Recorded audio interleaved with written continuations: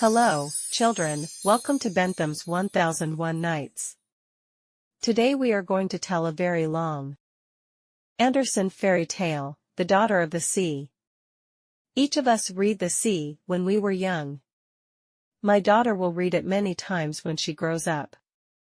Let Bentham read it to you today. As we grow older, we will have different feelings every time we listen to Hi's daughter.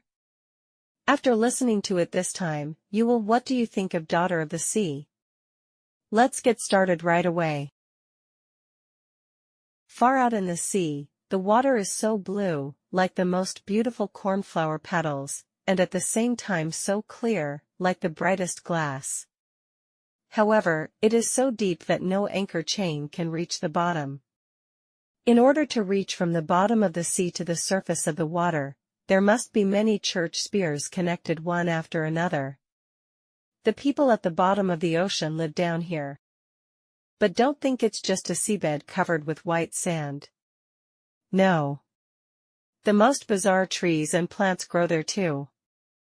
Their branches and leaves are so soft that as long as the water flows slightly, they will sway as if they are alive. All the big and small fish swim among these branches like birds in the sky. The deepest point in the sea is where Neptune's palace is located. Its walls were built of coral, and the high-pointed windows were made of the brightest amber, but the roof was covered with black clam shells, which opened and closed automatically with the flow of water. It's really beautiful, because each clam shell contains sparkling pearls. Any pearl can become the main decoration on the queen's hat.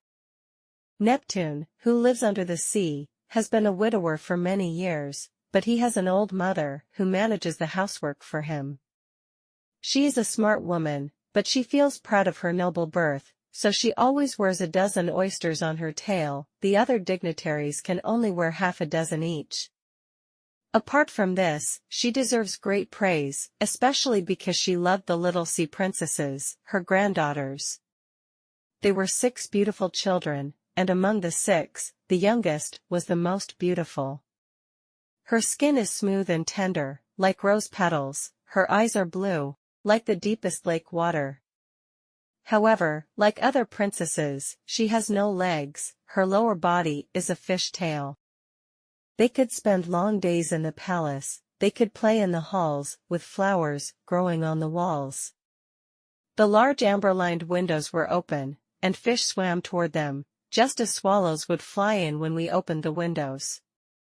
But the fish will always swim up to these little princesses, look for food in their hands, and let them touch themselves. There was a large garden outside the palace, with many fiery red and dark blue trees growing in it.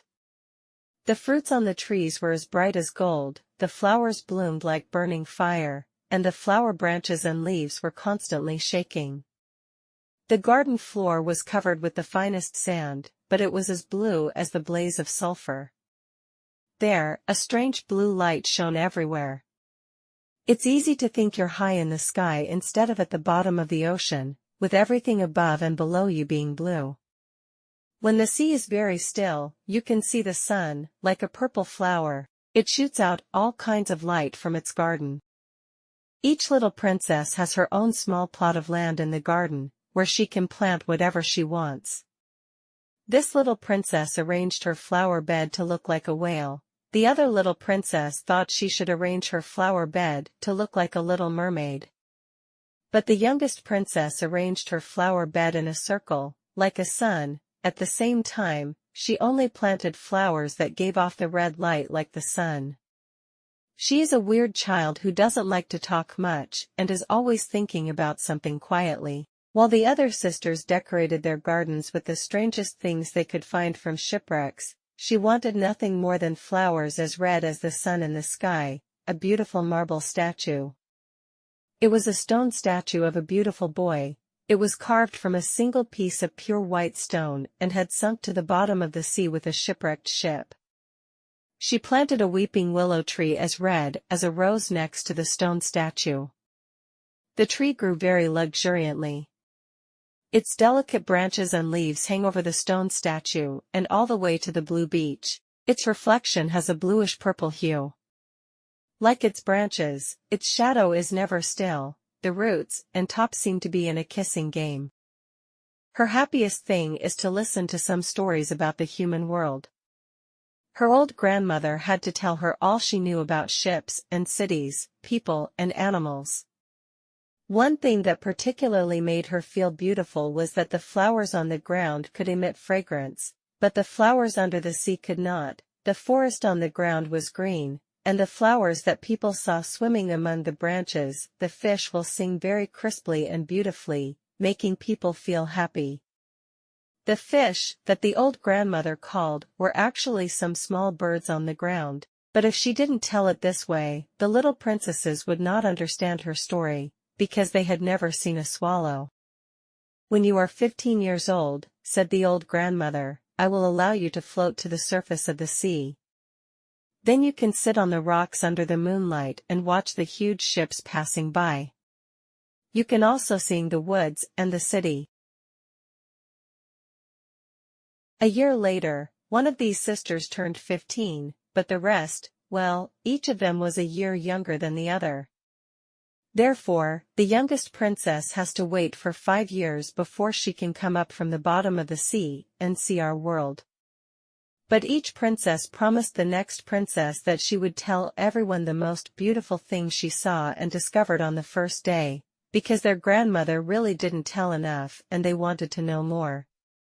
I don't know how many things there are.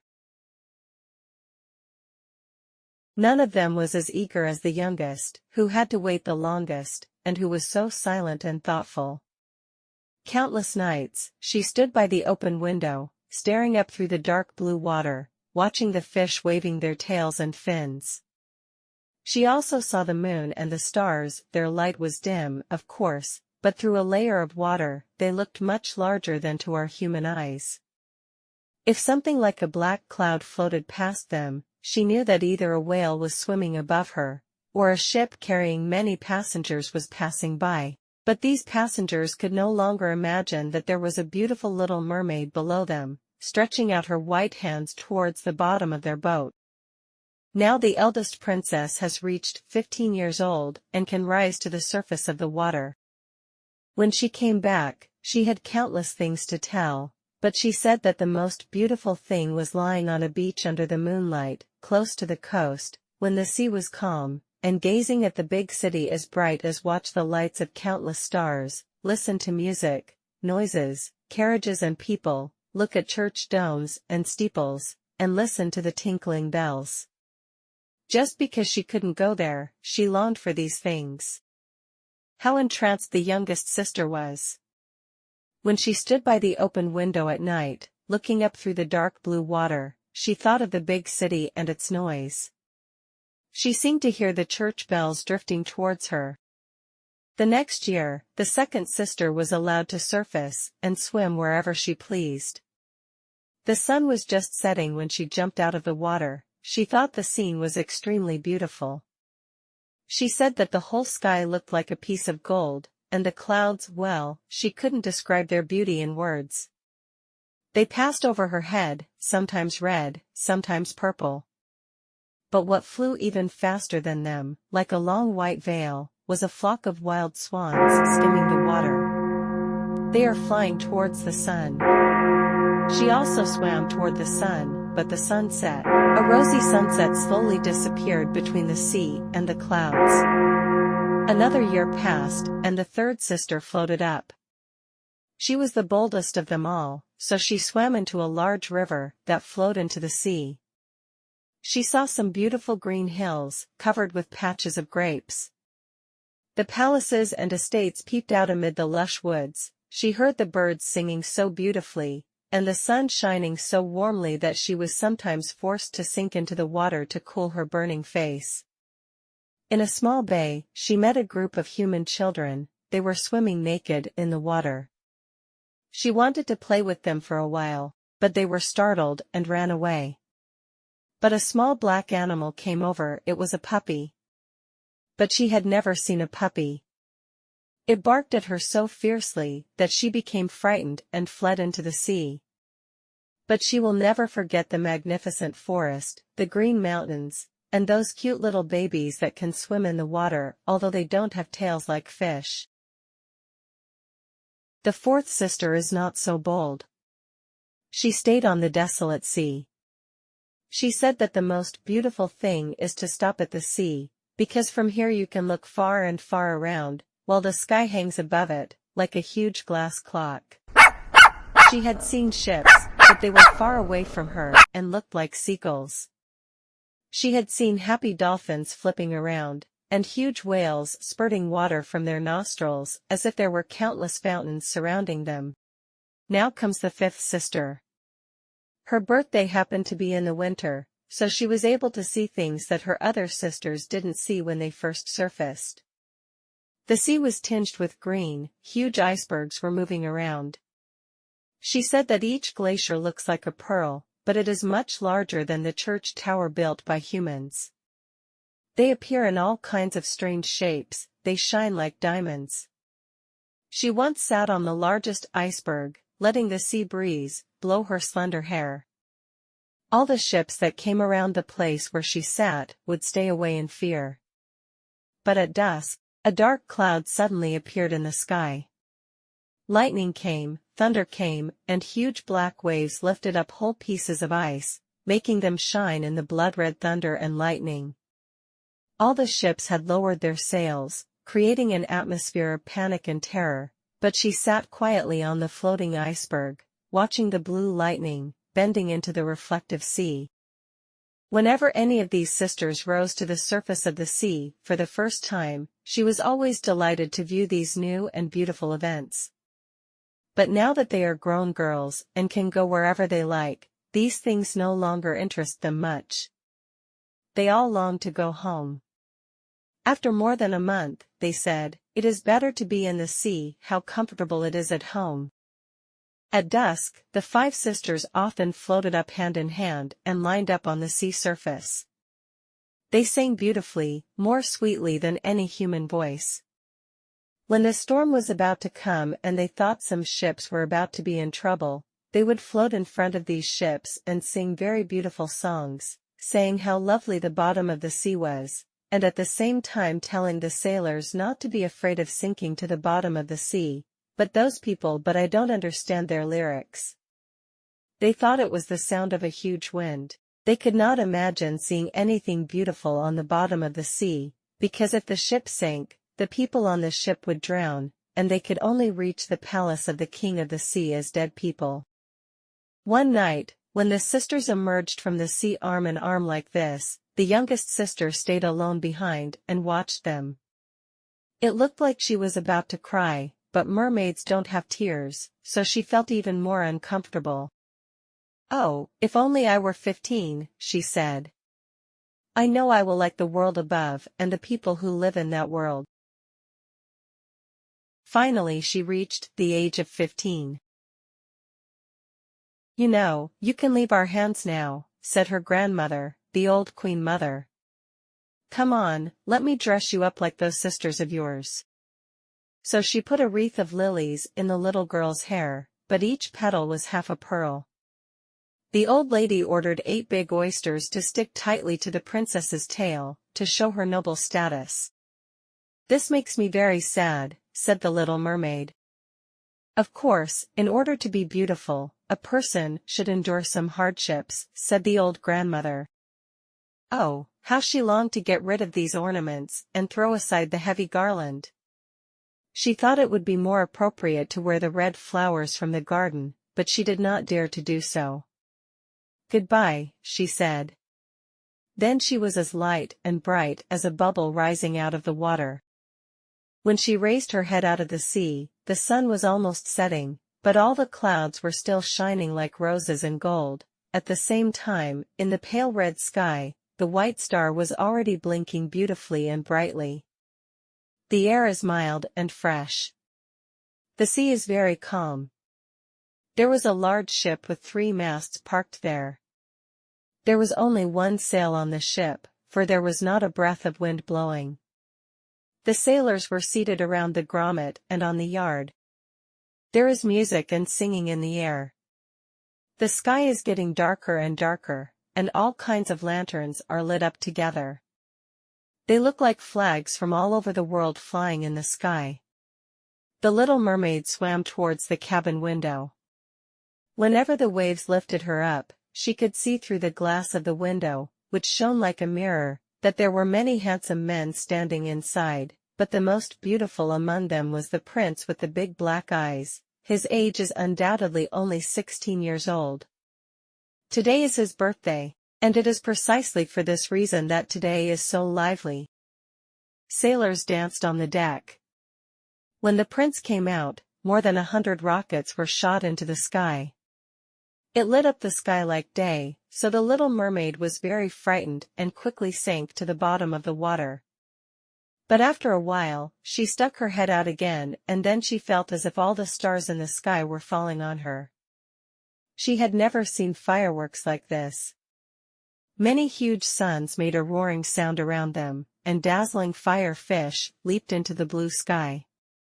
All this is reflected in the calm sea. The whole body of the boat was illuminated so brightly that every tiny rope could be seen. Of course, the people on the boat could see it more clearly.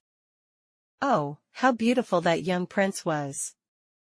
As the music slowly faded away in the glorious night, he shook hands with the sailors, laughed and made a noise. The night was already deep, but the little mermaid could not take her eyes away from the ship and the beautiful prince. The colorful lanterns went out, the rockets stopped shooting into the air, and the sound of cannon stopped. But deep in the sea, there was a buzzing and rumbling sound. She sat on the water, rising and falling, so that she could see the contents of the cabin. But the ship speeded up, the sails on the ship were unfurled one after another. The waves grew bigger, heavy dark clouds floated up, and lightning struck in the distance. Ah, a terrible storm is coming.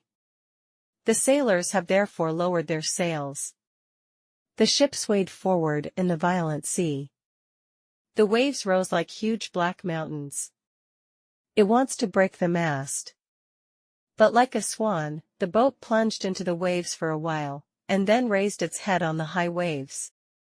The little mermaid thought it was a very interesting voyage, but the sailors thought otherwise. The ship made a splintering sound now. Its thick planks were bent by the incoming waves. The ship's mast snapped halfway like a reed. Later, the boat began to list and water poured into the cabin. Only then did the little mermaid realize that they were in danger. She also had to hold up the floating logs and wreckage of the ship. The sky suddenly became dark and she couldn't see anything. But when the lightning struck, the sky became so bright that she could see everyone on board. Now everyone is trying to find a way out for themselves. She noticed the prince in particular. As the ship split open and sank deeper into the sea, she saw the prince. She immediately became very happy that he was now coming to her. But she remembered that humans could not live in water, and he could not enter her father's palace unless he became a dead man. No, we must not let him die. So she swam between the dripping beams and planks of the ship, without the slightest thought that they might crush her to death. She sank deeply into the water, then emerged high in the waves, and finally she reached the prince's side. In this violent sea, the prince almost had no strength to float again. His arms and legs began to give out, and his beautiful eyes had closed. If the little mermaid hadn't arrived in time, he would have drowned. She lifted his head out of the water and let the waves carry her with him wherever he pleased. At daybreak, the storm passed. Not even a trace remains of the ship. The bright red sun rose and shone brightly on the water. It seemed to breathe life into the prince's face. But his eyes remained closed. The little mermaid kissed his delicate high forehead and cut his long, dripping hair back. She thought he looked like the marble statue in the little garden under the sea. She kissed him again, hoping he would wake up. Now she saw before her a stretch of land and a group of high blue mountain tops whose shining white snow looked like sleeping swans. Along the coast was a beautiful green forest. In front of the forest was a church or a monastery. She didn't know what it was called, but it was a building anyway. There are some lemon and orange trees growing in the garden of the building, and a tall palm is planted in front of the building. Here the coast forms a small bay. The water is very calm, but from here to the rocky cliffs where there is a lot of fine sand, the water is very deep. She swam there with her beautiful prince. She laid him down on the sand, taking special care to keep his head high in the warm sunlight. Bells rang from the majestic white building, and many young women came out through the gardens. The little mermaid swam far away into the sea, and swam behind some large rocks that stood on the surface of the sea. She covered her hair and chest with lots of sea foam so that no one could see her little face. Here she watched to see who would come to the poor prince. After a while, a young woman came over. She seemed very surprised, but not for long. So she found many helpers. The little mermaid saw that the prince gradually came to life and smiled at the people around him. But he didn't smile at her. Of course, he had no idea that the person who saved him was the mermaid. She felt very sad. So when he was carried into the tall house, she sadly threw herself into the sea and returned to her father's palace. She had always been a quiet and thoughtful child, but now she became even more so. Her sisters asked her what she saw when she first rose to the surface. But she couldn't say anything. Many nights and mornings she emerged from the water and swam toward the place where she had left her prince. She saw the fruits in the garden ripening and being picked. She saw the snow melting on the mountain tops, but she could not see the prince. So every time she came home, she always felt more painful. Her only comfort was sitting in her little garden, holding in her arms the beautiful marble statue that resembled the prince. But she no longer took care of her flowers. These flowers seemed to grow in the wilderness, growing all over the ground. Their long stems and leaves were intertwined with the branches, making the place look very dark. Finally she couldn't stand it anymore. But as soon as she told one sister what was on her mind, the other sisters knew immediately. But they only told this secret to a few of their close friends. No one knew except them and one or two other mermaids. One of them knew who the prince was. She had also seen that celebration on the ship. She knew where the prince came from and where his kingdom was. "Come on, little sister," said the other princesses. They put their hands on each other's shoulders and rose up to the surface in a long line until they swam to what they thought was the prince's palace. The palace was built of a luminous yellowish stone, with many wide marble steps, one of which stretched directly into the sea. An ornate, golden round tower stretches into the sky from the top of the palace. Among the columns surrounding the entire building stand many marble statues. They look just like living people. Through the tall, bright windows one could see splendid halls hung with precious silk curtains and brocades, and large pictures decorated on the walls. It was a pleasure just to look at these things. Ah! In the center of the largest hall, there is a huge fountain spraying water. The water spray shot up to the glass dome above, while the sun shone through the glass, shining on the water and the plants in the large pool. Now she knew where the prince lived. She spent several evenings and nights there on the water. She swam farther to land, farther than any other sister had dared to go.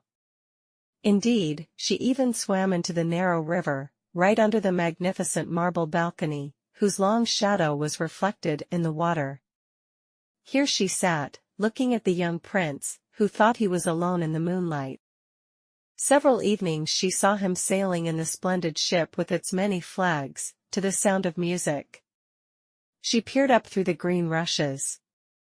When the wind blew up her long silver mask, if anyone saw her, they always thought it was a swan spreading its wings. For several nights she heard them speaking many words of praise for the prince. She became happy, thinking that she had rescued the prince when the waves washed him half to death. She remembered how the prince's head lay tightly in her arms, and how she kissed him passionately. But the prince himself didn't know anything about these things. He would never dream of doing this to a mermaid. She gradually began to love humans, and gradually began to look forward to living among them. She felt that their world was much bigger than hers. Indeed, they could sail the seas in ships and climb mountains soaring into the sky, and all their lands, with their forests and fields, stretched so far that she could not even see the end. There was so much she wished to know, but none of her sisters could answer all her questions. So she had no choice but to ask her grandmother. Her old grandmother did know quite a lot about the upper world, which was the appropriate name she gave to the country above the sea. "If humans don't drown," asked the little mermaid, "will they live forever? Will they die like us who live in the sea?" "That's true," said the old grandmother. "They will die too, and their lives will be even shorter than ours. We may live to be 300 years old, but when our lives here are over, we will become turned into foam on the water. We don't even leave a filled tomb for our loved ones. We don't have an immortal soul. We never get a life after death. We are like green seaweed, as long as it is cut, it will never be green again. On the contrary, human beings have a soul, it lives forever, even if the body turns to dust, it is still alive. It rises from the clear sky to the shining stars. Just like us, just as they rise above the water to see the human world, they rise to mysterious and gorgeous places that we will never see." "Why can't we have an immortal soul?" the little mermaid asked, sadly. "As long as I can become a human and enter the heavenly world, even if I only live there for one day, I am willing to give up the hundreds of years of life that I can live here." "You must not entertain such thoughts," said the old grandmother. "Compared to the humans above, our life here is much happier and better. Then I have no choice but to die and turn into foam and float on the water. I can no longer hear the music of the waves, and can no longer see the beautiful flowers and the bright red sun. Is there no way for me to get an immortal soul?" "No," said the old lady. "Only when a person loves you and treats you as a more important and kind person than his parents, only when he puts all his thoughts and love on you, only when he lets the priest put his right hand on you in your hands, when he promises to be loyal to you now and forever in the future, his soul will be transferred to you, and you will get a piece of human happiness. He will give you a soul and at the same time make himself, the soul remains immortal. But such things will never happen. What we consider beautiful here at the bottom of the sea, that fish tail of yours, they consider very ugly on land, they don't know what it is. Beauty and ugliness. In their country, if a person wants to be beautiful, he must have two stupid pillars, they call these pillars legs."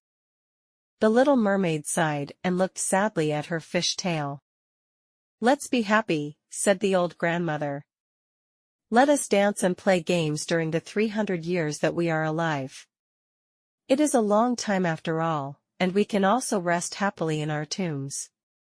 Tonight we will have one in the palace prom." It was truly a magnificent scene that one would never see on land. In the spacious ballroom, the walls and ceiling are made of thick and transparent glass. Thousands of large grass green and pink shells stood in rows on all sides. Blue flames burned in the shells, illuminating the entire ballroom, shining through the walls, and thus lighting up the sea outside. People can see countless schools of fish swimming towards this crystal palace, some with purple light on their scales, and some as bright as silver and gold. A wide torrent passed through the center of the ballroom, and men and women from the sea sang beautiful songs and danced on this torrent. Such a beautiful song cannot be sung by people living on land. Among them, the little mermaid sang most beautifully. Everyone applauded her. She felt very happy for a long time, because she knew that on land and in the sea, only her own voice was the most beautiful. But she was immediately reminded of the world above. She could not forget the beautiful prince, nor could she forget her own sorrow for not having an immortal soul. So she stole out of her father's palace, and while the palace was filled with song and joy, she sat sadly in her little garden. Suddenly, she heard the sound of a horn coming from the water. She thought, the prince must be sailing on it. I love him more than my father and my mother. I miss him all the time. I want to put the happiness of my life in his hands. I would sacrifice everything to win him and an immortal soul. Now, while my sisters are dancing in my father's palace, I am going to visit the sea witch. I have always been very afraid of her, but maybe she can teach me something and help me. So the little mermaid walked out of the garden and walked toward a whirlpool of foam behind which the witch lived. She had never been down this road before. There were no flowers or seaweed here, only a smooth gray sandy bottom stretched toward the whirlpool, where the water whirled like a noisy water wheel, dragging everything it touched to the bottom. To get to the place where the witch lives, you must walk through this rapidly turning whirlpool. For a long way she had to pass through a patch of bubbling earth. The witch called this her peat field. Behind the mud there was a terrible forest, in which was the witch's house. All the trees and shrubbery were polyps, things that were half plant and half animal. They look a lot like the hydra snakes that pop up in the fields. Their branches are all long, slimy arms, and their fingers are as soft as worms. They were trembling joint by joint from root to top, and they tightly coiled around whatever they could grab in the sea without relaxing at all. The little mermaid stopped in front of the forest, very frightened. Her heart was beating so fast with fear that she almost wanted to turn around and go back. But when she thought of the prince and the human soul, she took courage again. She tied her long flowing hair tightly around her head so that the polyps could not catch her. She clasped her hands tightly to her chest and danced forward like a fish in the water among the ugly polyps, which only waved their long soft arms and fingers behind her. She saw that each of them had grasped something, and wrapped their numerous little arms around it like a solid iron ring. Those who drowned in the sea, and sank to the bottom of the sea, revealed their white skeletons in the arms of the polyps. The polyp clung to the rudder and the box, as well as the bones of land animals, and even a little mermaid that they had grabbed and strangled. This was the most terrifying thing to her. Now she came to a slimy clearing in the forest. Just like we humans feed a little canary with sugar. She called those ugly, fat water snakes her chickens, and let them crawl up and down her fat, floppy breasts. "I know what you came to ask for," said the sea witch. "You are a silly child. However, beautiful princess, I want you to achieve your goal, and this matter will give you a tragic ending. Do you want to remove your fishtail, give birth to 2 pillars, and be like a human being? Walk the same way. You want to make that prince fall in love with you so that you can get him and thus get an immortal soul." The witch laughed so disgustingly that the toads and water snakes rolled to the ground and crawled around. "You have come just in time," said the witch. "After the sun comes up tomorrow, I won't be able to help you. I can only wait a year. I can boil some medicine for you to drink. You take this medicine and swim to the land quickly before the sun comes up. Just sit on the beach. Take this medicine, and your tail can be divided into 2 halves and shrink into what humans call beautiful legs. But this is very painful. It is like a sharp knife cutting into your body. Whenever I see you, people will definitely say that you are the most beautiful child they have ever seen. You will continue to keep your swimming steps. No dancer can dance as softly as you. But every step of yours, it will make you feel like you are walking on a knife, like your blood is flowing out. If you can bear the pain, I can help you." "I can bear it," said the little mermaid in a trembling voice. She thought of the prince and her wish for an immortal soul. "But remember," said the witch, "once you have acquired a human form, you can no longer turn into a mermaid, nor can you go into the water and return to your sisters or your father's palace. At the same time, if you do not get the love of that prince, if you cannot make him forget his parents for you, love you with all his heart, and call a priest to put your hands together and make you husband and wife, then you will not get an immortal soul. If he marries someone else the first morning after that, your heart will break and you will become foam on the water. I am mentally prepared, said the little mermaid. She was as pale as death. But you still have to pay me, said the witch. And what I want is not a small thing. Your voice is the most beautiful among the people at the bottom of the sea. No doubt you want to use this voice to charm him, but you have to give this voice to me. I must get your best thing in exchange for my precious medicine. I have to put my own blood into the medicine to make it as sharp as a double-edged knife. But if you take away my voice, said the little mermaid, what have I left? You also have a beautiful body, the witch replied, you also have light steps and expressive eyes. With these things, you can easily charm a man's heart. Well, have you lost your courage? Stick out your little tongue, and I can cut it off as a reward, and you can also get this strong potion. Let it be so, said the little mermaid. The witch then prepared a pot of medicine to boil the magical medicine. Cleaning is a good thing, she said. She tied several snakes into a knot and used them to scrub the jars. Then she scratched her chest and let her dark blood drip into the jar. The vapor of the medicine rose into the air in strange shapes, which looked scary.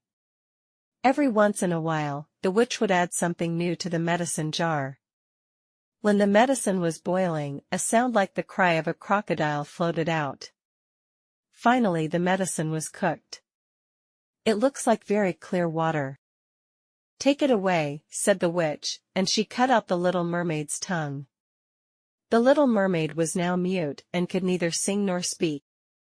If the polyps catch you when you are returning through my forest, said the witch, you have only to sprinkle a drop of this potion on them, and their arms and fingers will break into pieces and scatter in all directions. But the little mermaid had no need to do this, because as soon as the coral polyp saw the shining potion, it shone like a shining star in her hand. It shrank back in fear from her.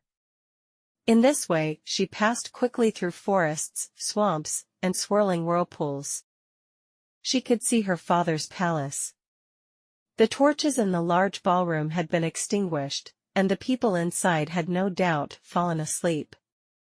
The mermaid did not dare to see them again, because she was now mute and would leave them forever. Her heart was so painful that it seemed to break into pieces. She went secretly into the garden, plucked a flower from each of her sisters' beds, threw 1,000 kisses with her fingers towards the palace, and then emerged from the deep blue sea. When she saw the prince's palace, the sun had not yet risen. She ascended the marble steps solemnly.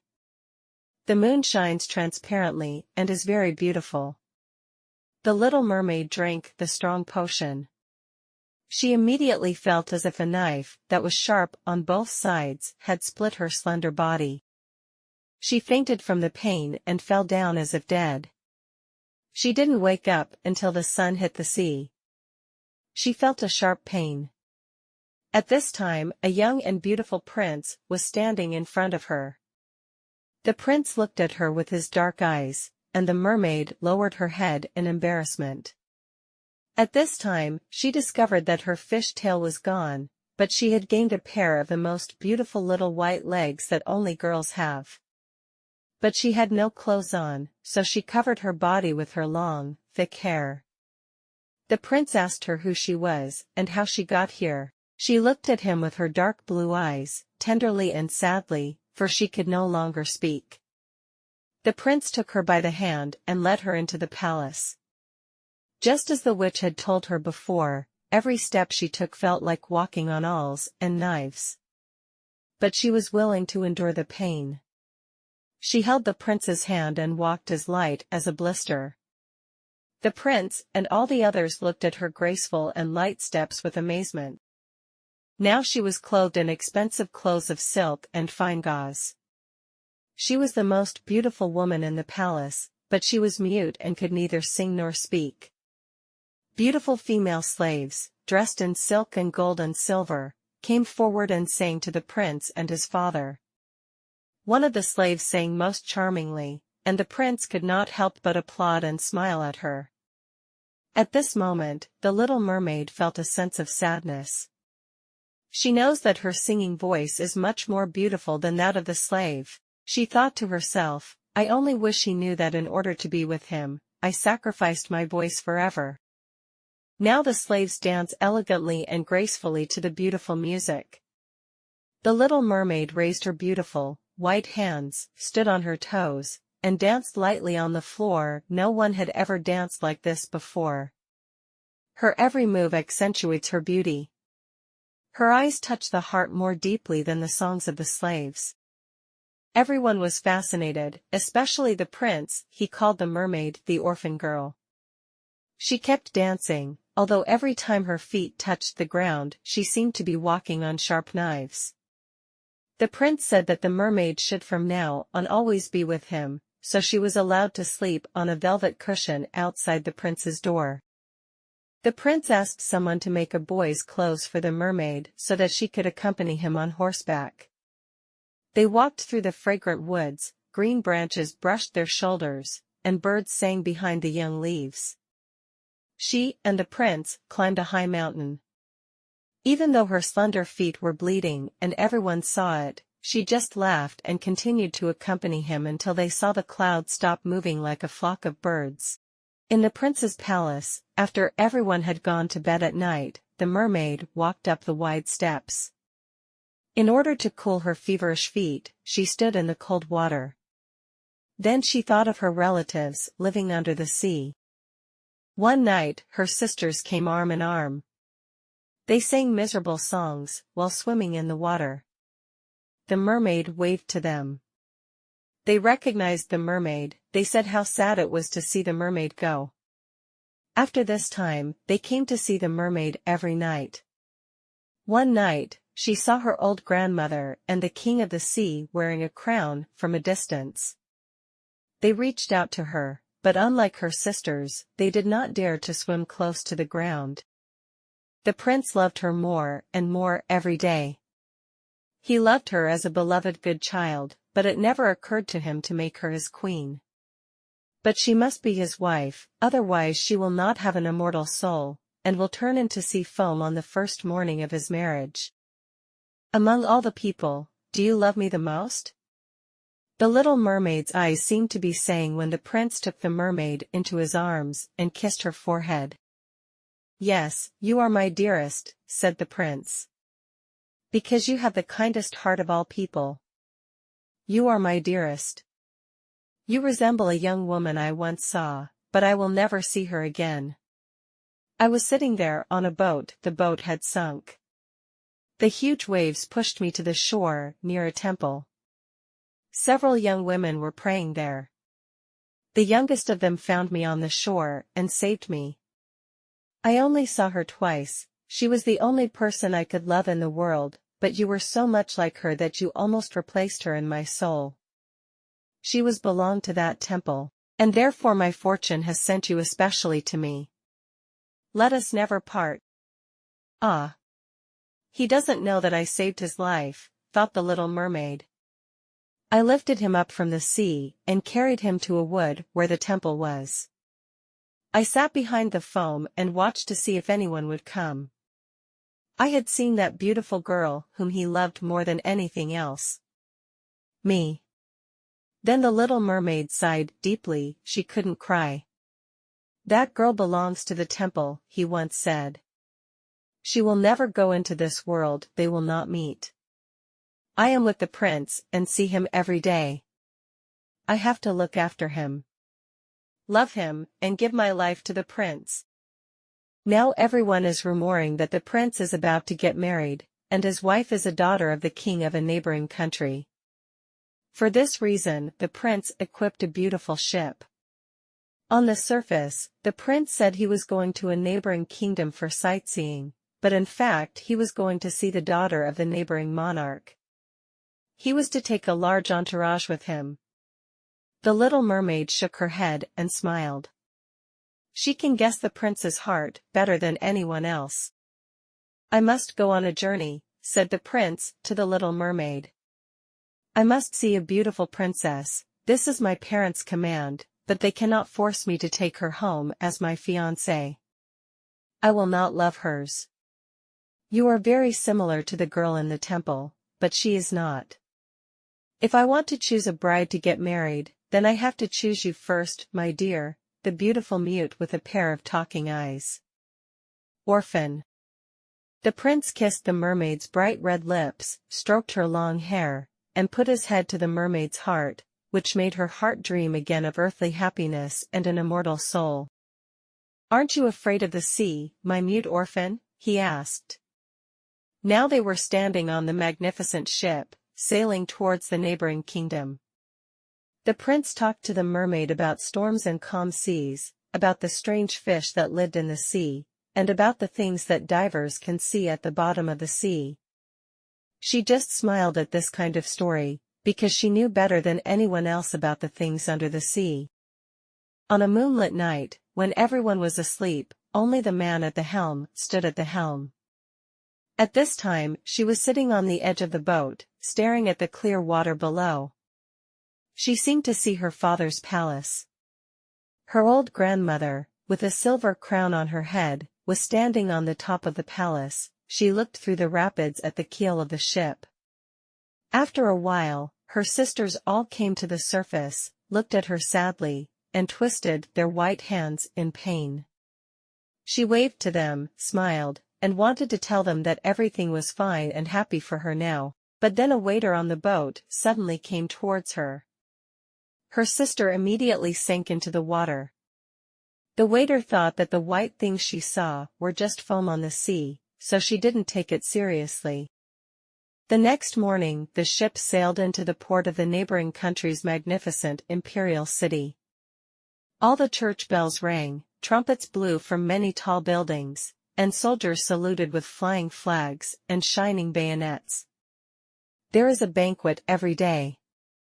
The dance and party were taking turns, but the princess had not yet appeared. People say she was educated in a distant temple and learned all the royal virtues. Finally she came. The little mermaid eagerly wanted to see her beauty. The mermaid had to admit that she was beautiful. She had never seen a more beautiful figure than this. Her skin was so delicate and white. Behind her long black eyelashes was to the smiling, loyal, deep blue eyes. It was you, said the prince. When I lay like a dead body on the shore, it was you who saved me. So he held the shy girl tightly in his arms.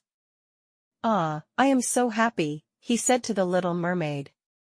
The best thing I never dared to hope for has finally become a reality.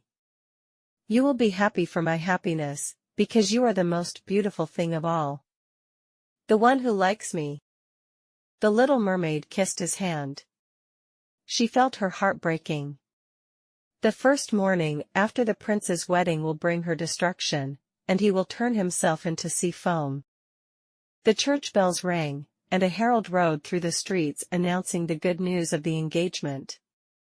On every altar, fragrant fat burned in precious oil lamps. The priests waved censers, and the bride and groom linked arms to receive the bishop's blessing. The little mermaid was now dressed in silk and gold ornaments, holding the bride's veil, but her ears could not hear the joyful music, and her eyes could not see this sacred ceremony. She thought of the morning of her death, and of all that she had lost in this world. On the same night, the bride and groom came to the boat. Gun salutes were fired and flags were waving. A royal tent of gold and purple was erected amidships, and inside was furnished the most beautiful cushions. Here the beautiful newlyweds will spend their cool and silent evenings. The wind was blowing the sails. The boat sailed gently on the clear sea without big waves. When dusk gradually fell, the colorful lights came on and the sailors danced happily on the deck. The little mermaid couldn't help but think of the first time she came to the surface of the sea, and the same gorgeous and joyful scene she saw then. Then she began to dance and fly like a chased swallow. Everyone was cheering for her and praising her. She had never danced so beautifully. The sharp knife seemed to be cutting her delicate feet, but she didn't feel the pain because her heart hurt even more than this. The mermaid knew that this was the last night she would see the prince. For the prince, she left her tribe and family, gave up her beautiful voice, and endured endless pain every day. However, the prince had no idea at all. This is the last night that the mermaid can breathe the same air with the prince, and the last night that the mermaid sees the deep sea and the sky full of stars. At the same time, an eternal night without thoughts and dreams was waiting for her. She had no soul and could not get a soul. Until after midnight everything on board was gay and pleasant. She smiled and danced, but she had death in mind. The prince kissed his beautiful bride, and the bride stroked the prince's glossy hair. They walked hand in hand to the gorgeous tent to rest. The ship is quiet now. Only the helmsman stood at the helm. The little mermaid leaned her white arms on the side and stared eastward, waiting for the dawn to appear. She knew that the first ray of the sun would kill her, and she saw her sisters emerging from the waves. They were as pale as themselves. Their long, beautiful hair was no longer blowing in the wind, it had been cut. "We have given our hair to the witch, hoping that she can help you so that you will not perish in the future. She gave us a knife. Take it and see how sharp it is. Before the sun comes up, you insert it into the heart of the prince. When his warm blood flows to your feet will be connected together again and become a fish tail. Then you can restore your original shape of a mermaid and you can return to the water. In this way, you can still live for 300 years before you become a lifeless salt water foam. Do it quickly. Before the sun comes up, either he dies or you die. Our old grandmother is so sad that all her white hair has fallen off, just as our hair falls off under the witch's scissors. Stab that prince to death and come back quickly. Do it quickly. Didn't you see the red light in the sky? In a few minutes, the sun will, if you come out, you will surely perish." They gave a strange, deep sigh, and then they sank into the waves. The little mermaid opened the purple curtain of the tent and saw the beautiful bride sleeping with her head in the prince's arms. She bent down and kissed the prince's delicate eyebrows. The mermaid stared at the sky. The morning glow gradually became brighter. She glanced at the sharp knife, then turned her eyes towards the prince. The prince was murmuring the bride's name in his dream, and she was the only one in his mind. The knife trembled in the little mermaid's hand. Then she threw the knife far away into the waves. Where the knife sank, the waves gave off a red light, as if many blood drops splashed out of the water. Once more she cast her bewildered eyes upon the prince, and then she jumped from the ship into the sea, feeling that her body was melting into foam. Now the sun rises from the sea. The sun shone softly and warmly on the cold foam. Because the little mermaid does not feel doomed. She saw the bright sun and countless transparent and beautiful creatures flying above her body. Through them she could see the white sails of the ship and the colorful clouds in the sky. Their voices are harmonious. But they are so ethereal that human ears cannot hear them, just as human eyes on earth cannot see them. They have no wings, just letting their light bodies float in the air. The little mermaid felt that she had taken on their form, and gradually she rose from the foam. "To whom shall I go?" she asked. Her voice, like these other creatures, was ethereal, and no music in the world could compare with it. "Go to the daughter of the sky," answered a voice. "The mermaid has no immortal soul, and never will have one, unless she wins the love of a mortal. Her eternal existence depends on it. External power. The daughters of the sky do not have eternal souls, but they can create one, through good deeds. We fly to hot countries, where the air of disease is spreading and hurting the people, and we can blow the cool breeze. The wind can spread the fragrance of flowers in the air, and we can spread the spirit of health and happiness. 300 years later, when we try our best to do all the good deeds we can obtain an immortal soul and can share all eternal happiness for mankind. You, poor mermaid, like us, have struggled for that goal wholeheartedly. You have endured pain, you have persevered, you have ascended to the world of elves.